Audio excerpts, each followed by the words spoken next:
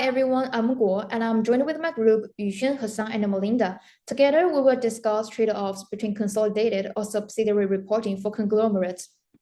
By analyzing risks of undisclosed subsidiary financials and comparing the reporting difference between India and Australia, we can gauge the pros and cons to each approach. We will also consider the implications of consolidating financial reports for larger groups like Harvey Norman and how their structures create challenges in assurance and corporate crime opportunities. Lastly, we will explore how subsidiary data can drive up corporate restructuring and whether companies should disclose detailed performance data for increased transparency. Let's start with the risks. When subsidiary financials are not disclosed, it's difficult for investors to accurately assess risks associated with broader group. Although consolidated reports reflect the parent company's overall accounting information, a transparent understanding of profitability, growth, and risk of each subsidiary is necessary to grasp the group's comprehensive financial status. The statement after the internal transaction adjustment cannot achieve this goal. For example, HCA Healthcare, a hospital company, reported an increase in profit in 2024, indicating that the company as a whole is profitable. However, among its streaming divisions, American Group has the highest profitability, whereas the national groups is significantly lower. Variables across the geographic locations, such as personnel and supply expenses, vary significantly across different locations. Moreover, subsidiaries face varying risks in auditing, compliance, and litigation, which can impact profitability and the risk per division. Therefore, even if a company is profitable as a whole, some subsidiaries incur losses. Without subsidiary financials, investors are challenged to accurately assess returns and risk for their potential investments. Moreover, when investors lack information and must rely on estimates, they cannot make comprehensive strategic decisions. This situation can lead to the mispricing of securities, as investors over or underestimate the value of their potential investments. For example, the collapse of Enron and the subsequent disclosure of financial fraud, which led to a significant decline in investor trust. When investors believe they lack complete information, they may demand higher risk premiums, negatively impacting on stock prices and market stability. Lastly, consolidating reports increases the risk of mismanagement. Managers may be incentivized to conceal poor performance and manipulate financial results to present a stronger financial standing, as company results are often correlated with their compensation packages.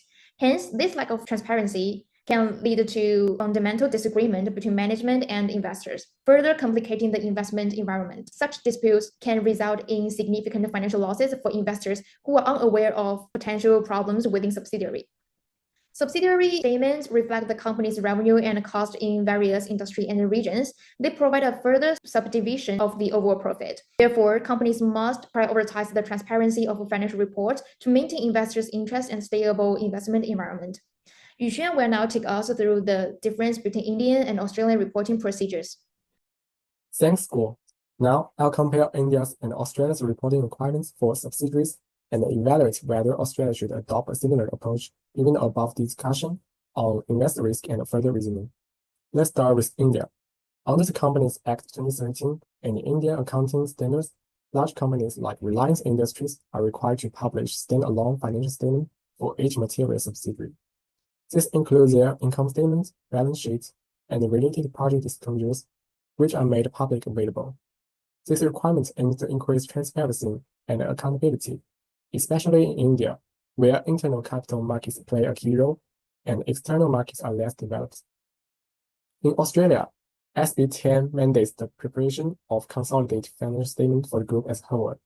However, there's no requirement for individual subsidiary financials to be disclosed to external stakeholders unless the subsidiary is itself a reporting entity or subject to ethical requirements due to size or public interest. So many subsidiary operations remain opaque to investors. So should Australia adopt a similar approach to India? There are definitely benefits. Firstly, it will enhance investor decision-making because of better transparency, especially in large conglomerates. Secondly, it will improve audit oversight and help detect earnings manipulation or risk intra-group transactions. This will be explored later by Hassan. Thirdly, it will help shareholder activists and analyze to more accurately value business segments. Finally, it will detect risk in related party deals. But we must also consider the challenges.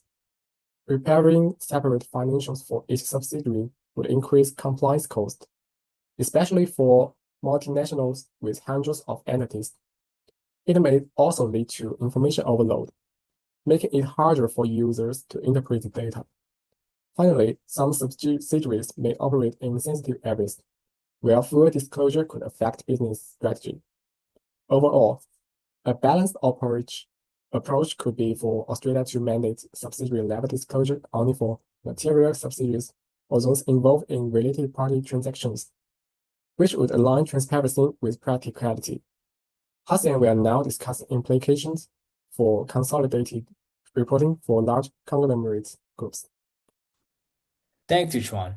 Corporate groups across localities such as US, India, and Australia have varying reporting standards and regulation. But commonly, as these groups grow in size and their structures become abundantly complex, the associated challenges of accurate financial reporting scale correspondingly. For companies such as HCA Healthcare, Reliance Industries, and Harvey Norman, these challenges can be addressed in two main categories: complexity in the reporting process and audit and assurance of consolidated financial statements. The failure to address these frictions can have serious consequences, including corporate fraud and crime. Complexity in the reporting process. Despite advances in reporting technologies, groups such as Harvey Norman, comprising over 1,500 constituents, have inherent complexities in their consolidation process. Large group structures have vertical and horizontal chains, varying ownership stakes, and consistent structural change stemming from mergers, acquisitions, divestitures, and internal restructuring. This constant flux inhibits companies from establishing a stable and dependable consolidation process, requiring ongoing adjustments, which could potentially lead to the misrepresentation of the company's true financial standing. Another implication of such large structures is the elimination of intragroup transactions between parents and subsidiaries. The interconnected nature of large groups results in more complicated internal transactions, which must be eliminated upon consolidation. For example, as noted by Raj Gopal, Reliance Industries lent US $5 billion across its subsidiaries, and certainly more large-scale intergroup transactions occur within these conglomerates. Reversing these large complex transactions is vital to accurate reporting and the avoidance of misconduct and public misinformation. Combine this with the reporting time constraints, which are usually 3 to 4 months of year end, further increases the risk of material misstatement. Audit and assurance challenges. The audit and assurance process of consolidated statements introduces additional challenges. Successful audits require the auditing company to undertake extensive planning and risk mitigation. By ensuring they have a fundamental understanding of the group structure, the materiality of each component, and the processes used for the group's consolidation. In large groups, subsidiaries may be audited by different firms. However, the group auditor cannot exclusively rely on their opinions, and subsequently must assess and verify these conclusions.